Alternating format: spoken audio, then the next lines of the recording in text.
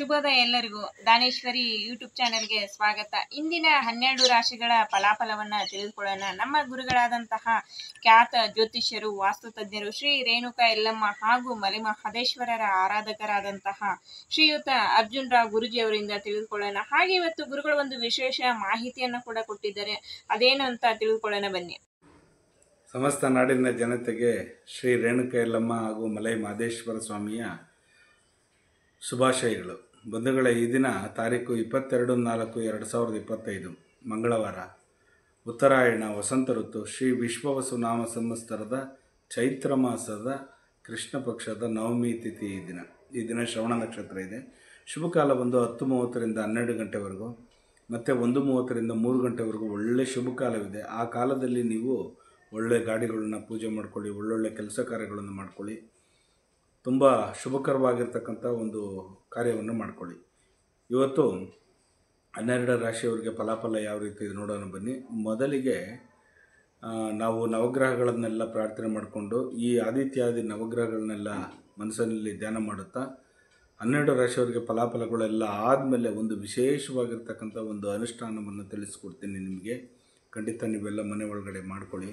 ನಿಮ್ಮೆಲ್ಲರಿಗೂ ಭಗವಂತನ ಕೃಪಾ ಕಟಾಕ್ಷ ಇರಲಿ. ಮೊದಲಿಗೆ ಆದಿತ್ಯಾದಿ ನವಗ್ರಹಗಳನ್ನು ಪ್ರಾರ್ಥನೆ ಮಾಡುತ್ತಾ, ನಮ ಸೂರ್ಯಾಯ ಚಂದ್ರಾಯ ಮಂಗಳಾಯ ಚ ಬುಧ ಶುಕ್ರ ಶನಿ ಬೇಶ್ಚ ರಾಹುವೇ ಕೇತುವೆ ನಮಃ. ಗುರು ಬ್ರಹ್ಮ ಗುರು ವಿಷ್ಣು ಗುರುದೇವೋ ಮಹೇಶ್ವರ ಗುರು ಸಾಕ್ಷಾತ್ ಪರಬ್ರಹ್ಮ ತಸ್ಮೈ ಶ್ರೀ ಗುರುವೇ ನಮಃ. ಗುರುವೇ ಸರ್ವಲೋಕಾನಾಂ ಬಿಜಸೇ ಭವರೋಗಿಣಾಂ ನಿಧೇಯೇ ಸರ್ವವಿದ್ಯಾನಾಂ ಶ್ರೀ ದಕ್ಷಿಣಾಮೂರ್ತಯೇ ನಮೋ ನಮಃ. ಆದಿತ್ಯಾದಿ ನವಗ್ರಹಗಳನ್ನು ಮನಸ್ಸಿನಲ್ಲಿ ಪ್ರಾರ್ಥನೆ ಮಾಡುತ್ತಾ, ಮೊದಲಿಗೆ ಮೇಷರಾಶಿಯವರಿಗೆ ತೃಪ್ತಿಕರವಾಗಿರ್ತಕ್ಕಂಥ ವಾತಾವರಣ ಸೃಷ್ಟಿಯಾಗ್ತಕ್ಕಂಥದ್ದು ತುಂಬ ಚೆನ್ನಾಗಿದೆ ಬಂಧುಗಳೇ. ವೃಷಭ ರಾಶಿಯವರಿಗೆ ಆದೇಶ ಮಾಡ್ತಕ್ಕಂಥದ್ದು, ಬೇರೆಯವರಿಗೆ ನೀವು ಈ ರೀತಿ ಇರಬೇಕು ಅಂತ ಗೈಡೆನ್ಸ್ ಮಾಡ್ತಕ್ಕಂಥದ್ದು, ನೀವು ಬೇರೆಯವರಿಗೆ ವಿವೇಕವನ್ನು ಹೇಳ್ಕೊಡ್ತಕ್ಕಂಥದ್ದು. ಮಿಥುನ ರಾಶಿಯವರಿಗೆ ಮರ್ತೋಗ್ತೀರಾ, ಹುಷಾರಾಗಿರಿ. ಎಲ್ಲಾದರೂ ವಸ್ತುಗಳನ್ನ ಇಟ್ಬಿಟ್ಟು ಜೋಪಾನ ಮಾಡಿ, ನಿಮ್ಮ ವಸ್ತುಗಳನ್ನು ಜೋಪಾನ ಮಾಡ್ಕೊಳ್ಳಿ.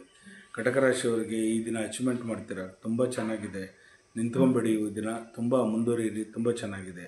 ಸಿಂಹರಾಶಿಯವರಿಗೆ ಸಲಹೆ ಸೂಚನೆ ಕೊಡ್ತೀರಿ. ನಿಮ್ಮ ಕೆಳಗಿನ ಅಧಿಕಾರಿಗಳಿಗೆ ನೀವು ಈ ರೀತಿ ಇರಬೇಕು ಅಂತೇಳಿ ನೀವು ಒಂದು ವಾಸ್ತವವಾಗಿ ತಿಳಿಸ್ಕೊಡ್ತಕ್ಕಂಥದ್ದು ನೀವು ಮಾಡ್ತಕ್ಕಂಥ ಕೆಲಸದಲ್ಲಿ.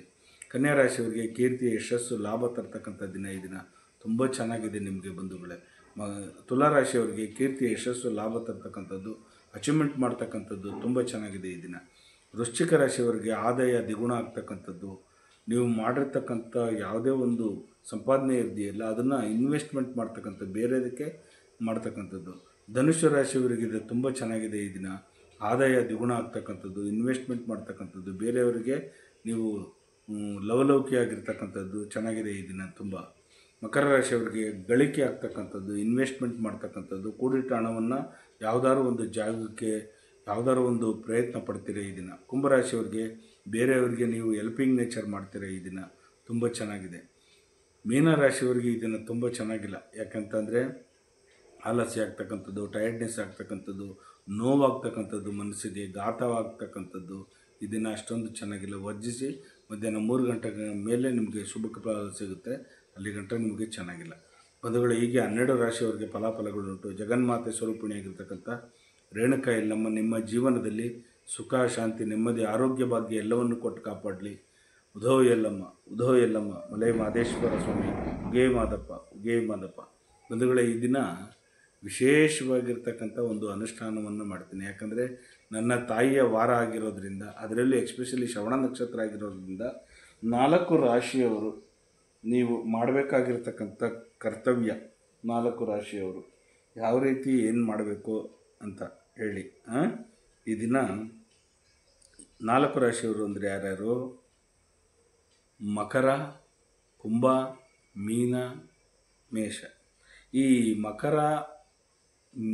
ಮಕರ, ಕುಂಭರಾಶಿ, ಮೀನರಾಶಿ, ಮೇಷರಾಶಿಯವರಿಗೆ 7.5 ನಡೀತಾ ಇರ್ತಕ್ಕಂಥದ್ದು ಬಂಧುಗಳೇ.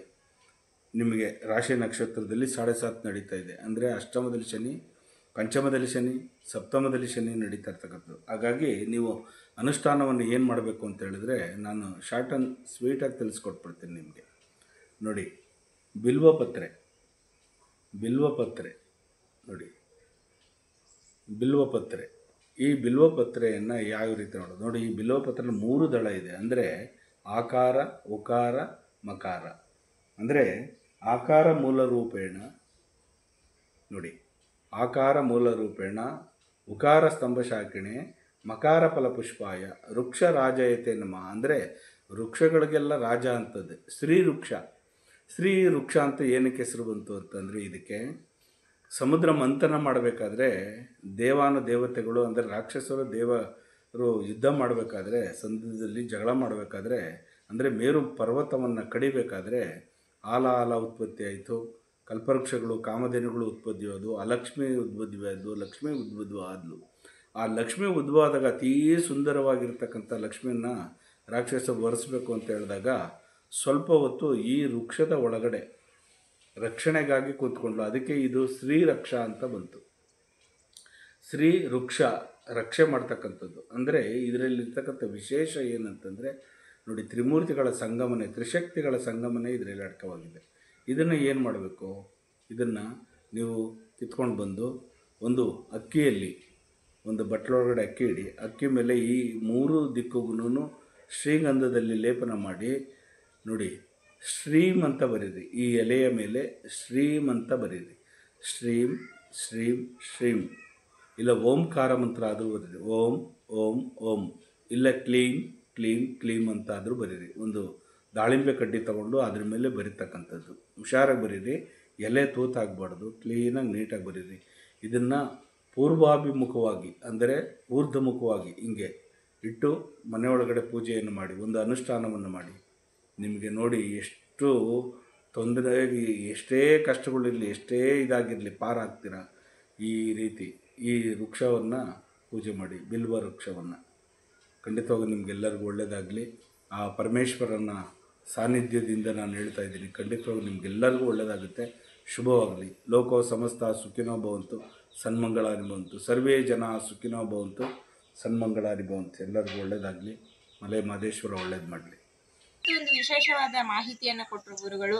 ಅದು ಬಿಲ್ವ ಪತ್ರೆಯಿಂದ ಮಾಡುವಂತ ಅನುಷ್ಠಾನ. 4 ರಾಶಿಯವರಿಗೆ ವಿಶೇಷ ಅನುಷ್ಠಾನವನ್ನು ತಿಳಿಸ್ಕೊಟ್ಟಿದ್ದಾರೆ. ಈ 4 ರಾಶಿಯವರು ಈ ಅನುಷ್ಠಾನವನ್ನು ಮಾಡ್ಕೊಳ್ಳಿ, 4 ರಾಶಿಯವರಿಗೆ ಒಳ್ಳೇದಾಗ್ಲಿ ಅಂತ ಹೇಳ್ತಾ, ನಿಮಗೇನಾದರೂ ಕೌಟುಂಬಿಕ ಸಮಸ್ಯೆಗಳಿದ್ರೆ, ವಾಸ್ತು ಸಮಸ್ಯೆಗಳಿದ್ರೆ ಖಂಡಿತ ನೀವು ಗುರುಗಳನ್ನ ಸಂಪರ್ಕ ಮಾಡ್ಬೋದು. ಈ ಸ್ಕ್ರೀನ್ ಮೇಲೆ ಬರ್ತಾ ಇರುವಂತ ನಂಬರ್ಗೆ ಕರೆ ಮಾಡಿ ನಿಮ್ಮ ಸಮಸ್ಯೆಗಳನ್ನ ಗುರುಗಳ ಹತ್ರ ಹೇಳ್ಕೊಳ್ಳಿ. ಖಂಡಿತ ಗುರುಗಳು ಅದಕ್ಕೆ ಪರಿಹಾರವನ್ನ ಸೂಚಿಸ್ತಾರೆ. ದಯವಿಟ್ಟು ಲೈಕ್ ಮಾಡಿ, ಶೇರ್ ಮಾಡಿ, ಕಮೆಂಟ್ ಮಾಡಿ, ಸಬ್ಸ್ಕ್ರೈಬ್ ಆಗಿ. Thank you.